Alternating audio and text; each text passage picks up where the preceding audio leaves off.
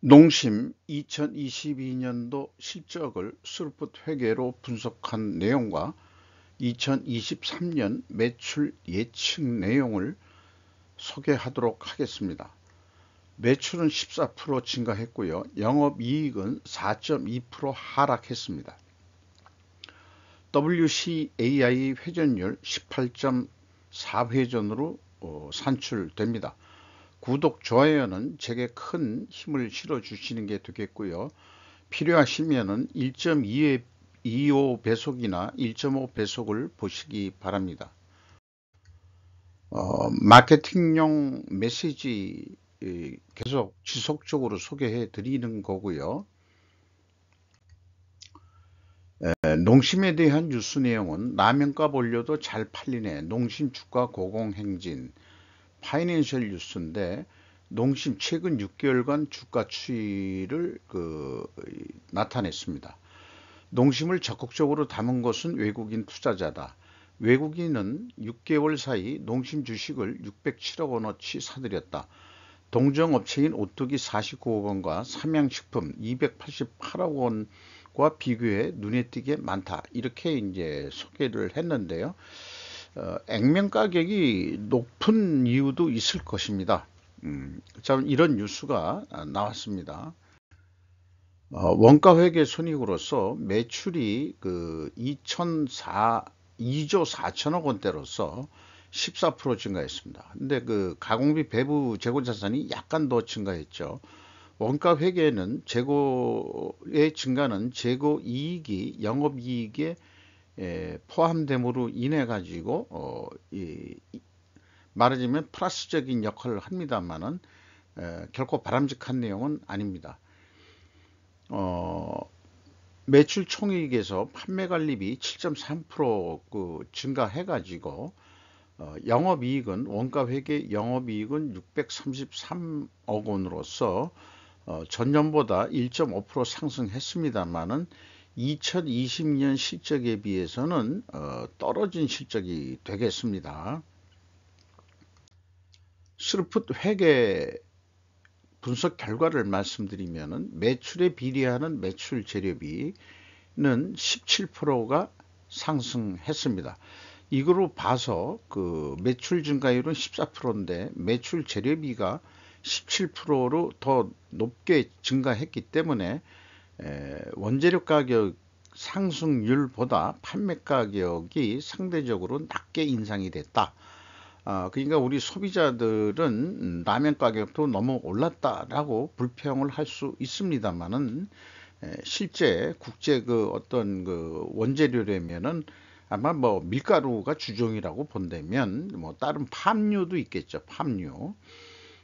그런 인상률에 비해서는 제품 판매 가격은 기업체로서는 크게 올리질 못했다. 또 이렇게 이제 보이게 됩니다.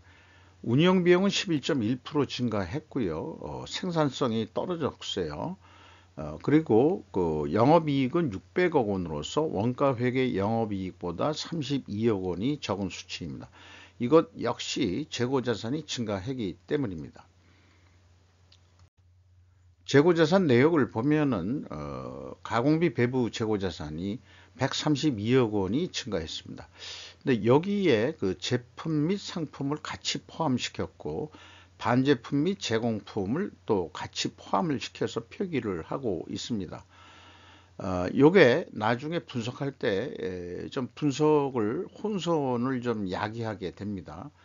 그리고 이 공시 수치를 모두 문자 속성으로 공시해 가지고 제가 증감액을 산출하기 위해서 일일이 재입력하게 하는 그런 수고를 하게 만드네요. 이것이 매우 유감스럽다. 근데 이제 다를 때 표현할 때 오늘 같은 날이 아닌 경우에는 싸가지가 없다, 이렇게 얘기를 하고 싶어요.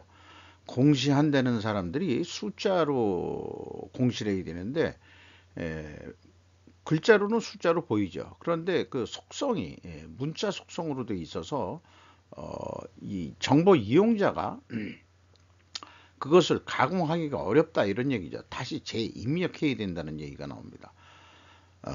엑셀상으로 뭐를 전환하는 방법이 있다는데 그거 한번 시도해 봤는데 잘 안 되더라고요. 오히려 더 복잡하고 100만 원 단위니까 빨리빨리 입력을 해서 이런 식으로 재고자산 명세를 만들었습니다. 이런 기업이 한두 군데가 아니 되는 게 또 문제가 있어요. 비용의 성격적 분류 내용에서 A, B, C로 표현을 했습니다. 이 매출원가 재료비를 뭐 이렇게 표현한 것은 여기 상품의 판매라고 표현되어 있는 것은 상품 매출원가입니다. 이 경우에는 요 A 재고자산의 변동 범위에 그 상품이 들어가질 않습니다. 어쨌든 그렇게 해가지고 그 매출원가 재료비는 16.7%가 증가했고요. 운영비용은 11.1%가 증가했습니다. 그 다음에 그 운영비용에서 판매관리비를 빼면은 그것이 이 공장 가공비가 되겠는데 금액상으로는 16% 증가했습니다만은 총 제조비용에 대한 비율로는 0.3%가 하락을 했습니다. 따라서 원재료 가격이 상승했다고도 2차 추론을 똑같이 할 수 있겠습니다. 결국 수입 원재료 가격은 크게 인상이 됐을 것이다. 이런 얘기죠. 재고자산 매출원가 회계 투명성 검증 상단계로서 PQ 총 제조 비용의 차이는 아까 그 재고자산의 변동 범위에 상품이 빠짐으로 인해 가지고 요게 그 상품의 증가맥으로 일단 이, 판단이 됩니다. 그래서 이 재고자산의 변동 범위 기준에서도 이 27억 원 차이가 있는데 아까 말씀드린 대로 상품 및 제품을 포함해서 해가지고 상품의 증가액이 얼마인지를 산출해낼 수가 없습니다. 그러니까 검증하기도 좀 까다롭게 만들어 놨다. 그게 의도적이었는지 비의도적이었는지는 저로서는 확인할 수 없습니다만은 갭을 확인할 수 없다는 거는 문제가 있는 거죠. 그리고 현금 흐름표 기준으로는 일치를 합니다. 현금 정도에 맞춰줘야 되겠죠. 운영비용으로서 인건비가 3,483억 원이 집행이 돼서 0.7% 증가했습니다. 직원 수가 80명 증가해가지고 1인당 평균 임금은 6,550만 원으로서 전년보다 내려갔습니다. 0.8%가 평균 임금이 내려갔습니다. 아마 그 잔업들을 좀 안 시켰을 것 같다. 이렇게 또 판단이 되고요. 운송비는 16.9%가 증가했고 광고 선전비는 24%가 증가했습니다. 이 광고를 또 우리나라에서만 하는 게 아니고 전 세계적으로 또 미국 같은 데에서도 광고를 또 해야 되니까 광고비는 이렇게 상승을 했네요. 경영평가 지표로서 재고 회전율이 약간 상승했습니다. 그리고 스루풋율은 한 1.5%가 하락을 했죠. 이렇게 역방향이면은 분식회계 개연성 가정을 세웁니다. 이를 회사가 반증하려고 그러면은 원재료 가격 하락이라고 그랬는데 요거는 이제 상대적 하락이라고 얘기할 수도 있겠고 또 판매 가격 하락으로 입증해야 된다. 근데 손익계산서상으로는 원재료 가격이 크게 상승을 했다면 그거에 상대적으로 판매 가격은 크게 인상은 못 시켰을 것이다 하는 거하고 반증의 논리하고는 뭔가 밸런스가 안 맞는 추론이 나오게 됩니다. 판매 가격도 하락했다 이렇게 나와야 되는 상황이니까 그러니까 판매 가격 하락은 인상이 됐다 하더라도 원재료 가격 상승보다 인상을 못 시켰다 이렇게도 이제 얘기는 할 수 있는 겁니다만은 재고 회전율 상승은 원재료 가격 하락이라는 거하고는 또 밸런스가 안 맞죠. 나름대로 이거를 합리화할 수 있는 방법은 또 한번 또 나중에 또 정리를 해 보도록 하겠습니다. 총 자산 회전율은 좀 상승을 했어요. 원재료 가격 추이 및 판매 가격 추이로 확인을 해야 되는데 이거는 제가 생략하기로 했습니다. 왜냐하면은 그 회사가 공시하는 데이터들이 전체를 상징하기가 어렵기 때문에 이렇게 생략하는 것으로 했습니다. 그리고 실질적으로 원재료 가격 상승률만큼 판매 가격을 상승해 준다.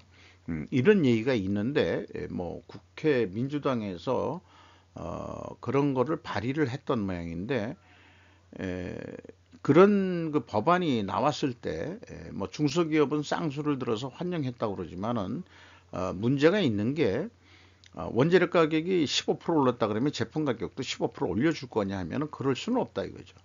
재료 비율이 있다 이겁니다. 재료 비율. 그러면은 이제 그 사람들이 주장하는 것은 운영 비용도 그 원재료 가격 상승만큼 증가한다라고 주장하겠죠. 그럴 수도 있을진 모르겠습니다만은 회사 나름대로는 원가 절감 노력도 해야 되고 비용 절감 낭비적인 요소도 절감하려고 노력을 해야 될 겁니다. 그래서 상승 압박률만큼 올려준다는 것이 아마 그 바람직하지 않을까 저는 그렇게 생각을 합니다. 운영비용은 고정비 성격으로 인식을 하기 때문에 그렇습니다. 그래서 지금까지 논의한 사항을 충분조건 논리라는 논리도구로 정리를 다시 해보면은 만약에 재고 회전율 상승과 수료분율 하락 역방향이면은 분식회계 개연성 가정을 세운다. 왜냐하면은 반증하기 위하여 원재료 가격 하락과 판매 가격 하락 데이터를 확인할 수 있기 때문이다. 그런데 제가 그거를 포기하고 있죠. 많이 해봤는데 쓸데없는 에너지 낭비다.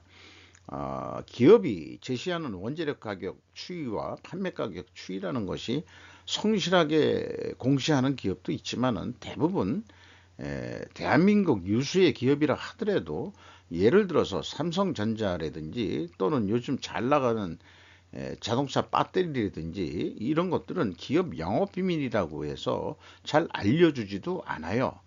그런데 이제 금감원에서는 그게 공시 의무로 되어 있는데 그런 데이터가 공시가 되더라도 부실하게 공시가 되더라도 그대로 넘어가고 있다는 게 저는 불만이고 그런 공시 내용을 감사하는 회계 법인들도 감사 의견을 적정이라고 내는 것도 불만인 것입니다.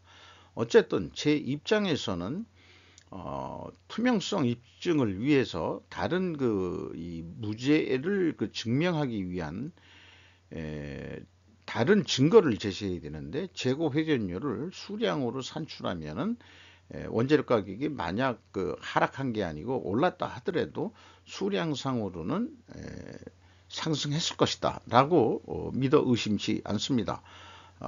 뭐 농심 같은 그런 기업이 분식회계를 해가지고 이익이 남네 안 남네 이걸 조작할 만한 수준은 아니라고 보기 때문에 그렇습니다. 그리고 기왕에 제품 명세에 제품과 상품을 같이 표기했다면은 그 삼성 정자와 같은 방법이거든요. 그렇다면은 WCI에 상품을 그냥 포함시켜라. 상품은 가공비가 배부 안 되는 것이라 하더라도 우리가 전체를 보기 위한 거라면은 그냥 포함시키는 것이 바람직하겠다. 이렇게 생각이 됩니다. 경영평가 지표 중에서 현금 재무지표로 또 접근을 합니다. 저로서는 양날의 검을 가지고 있는 거죠. 평가란 것은 통제다. 이렇게까지 제가 얘기를 하고 있는데 캐펙스 154억 원의 투자가 있었습니다.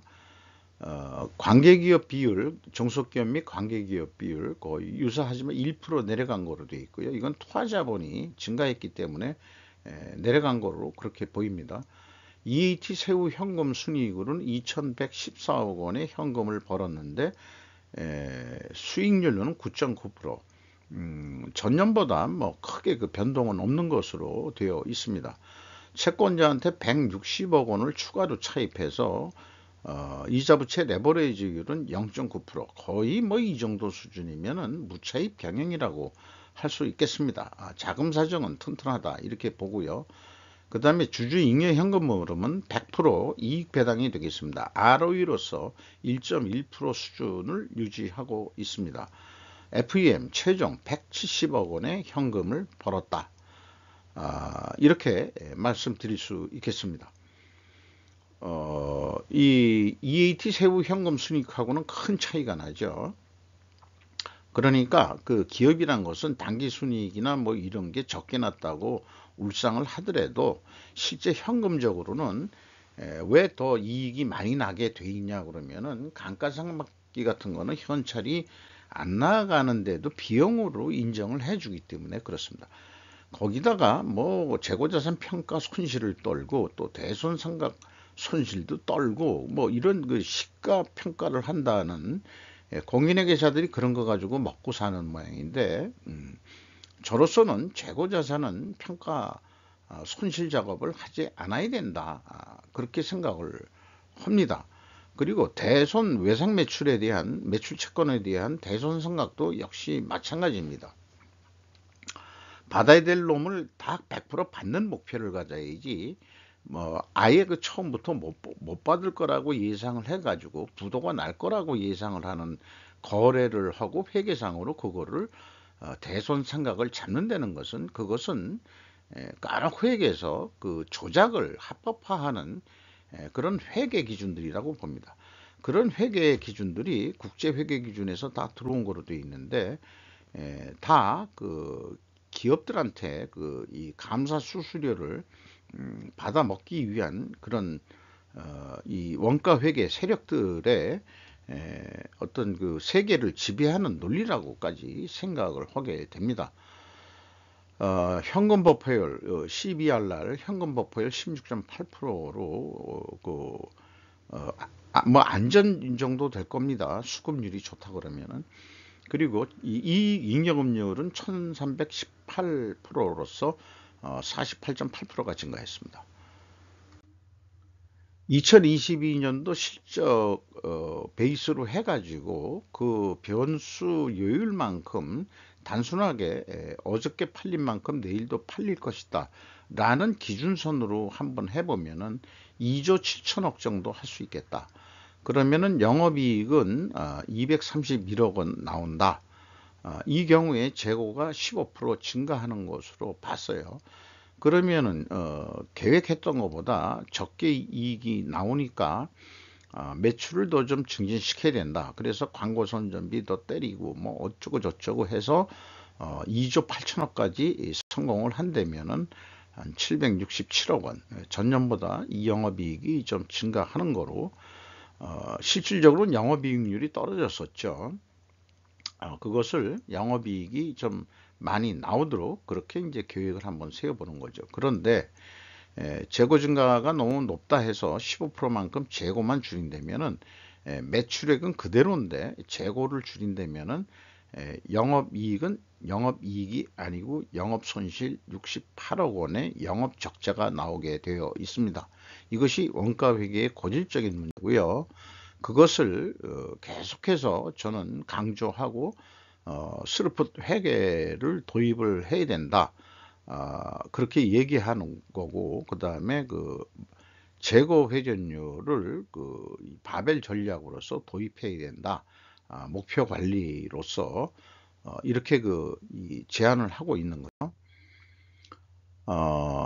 스루프 관점으로 볼 때는 이 변수를 다 감안하더라도 2조 한 6천억 원 정도면 됩니다. 그래서 계약을 2조 6,500억 원으로 한다 그러면 이거를 예를 들어서 납품 단가라고 비유를 하면은 아까 원가 회계는 270만 원이었는데 5만 원 싸게 해도 충분히 영업이익은 541억 원이 남는다. 이렇게 볼 수 있고요. 이거를 재고 회전율이 20회전 8.8% 증분에 성공한다 그러면은 매출은 2조 8천억을 일으켜서 1,533억 원까지 매출이익을 증가시킬 수 있다. 이렇게 예측해 볼 수 있겠습니다. 단지 생산 감소를 해서 재고만 줄였을 때는 원가 회계의 영향을 받지 않음으로 인해 가지고 계약 단가 수준의 영업이익이 날 것입니다. 그래서 스루풋 회계 기준은 이거를 뭐 어떤 판매 가격을 결정하는 어떤 그 로직이라고 한다면은 265만 원이라도 충분히 우리는 비즈니스를 할 수 있다. 그런데 원가 회계 기준은 270만 원은 해야 된다. 이렇게 나오니까 저는 스루풋 회계가 인플레이션을 어느 정도 완화시킬 수 있는 길이 있다. 그래서 반대로 얘기하면 원가 회계는 인플레를 조장한다. 우리는 인플레를 조장하는 원가 세계의 논리에 지배를 당하고 가스라이팅을 당하고 살고 있다는 것을 우리는 느끼지 못하고 살고 있습니다. 자, 라면값 정도는 올라가더라도 일본에서는 그 라면이 400엔이 한 수십 년 동안 400엔을 받았는데 요즘 인플레가 돼가지고 450엔으로 올린다 그러면은 망할 그 음식점들이 라면 가게를 문을 닫아야 될 정도다. 왜냐? 경제 성장이 안 되고 소득이 안 오르면은 그 50엔이라는 거를 아끼기 위해서라도 손님이 줄어든다 이거죠. 그러니까 우리나라는 그만큼 라면 가격이 오르고 뭐 했다 하더라도 아직까지는 버틸만 하니까 팔리고 있는 거 아니냐. 또 이렇게 해석할 수도 있을 것 같습니다. 주가는 2021년 말 35만 7천 원에서 38만 5천 원으로 2만 8천 원이 상승했습니다. 장부 가격 대비 101%에서 106%로 상승을 했습니다. 농심 홀딩스가 32.72%를 가지고 있고요. 국민연금이 12.22%. 외국인으로서는 모건 스테인리가 눈에 띄는데 16.15%를 가지고 있습니다. 최대 주주는 신동원씨로서 42.92% 지분을 소유하고 있습니다. 이상 농심 2022년도 실적을 스루풋 회계로 분석을 해서 소개를 해드렸고 주가가 상승하는 것은 경영 성과가 기반이 됐다고 할 수는 없을 거고요. 미래 가치가 좀 올랐기 때문에 좀 상승하는 거라고 저는 그렇게 해석을 하고 싶습니다. 마치도록 하겠습니다.